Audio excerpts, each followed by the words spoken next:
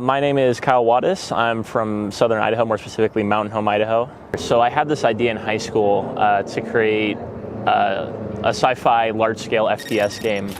And I've just had that idea on the back burner, not a whole lot to it for a good while, until last quarter for Enterprise came up. And I popped the question. I was like, do you guys want to do this? And everybody was in agreement, and everybody was like, you take charge, and we'll follow you. And I'm very happy that I got that opportunity to finally create that idea and that dream of mine. As I said, it's a large-scale FPS game. We wanted to prioritize multiplayer just because I think all of us preferred a more cooperative, friendly experience.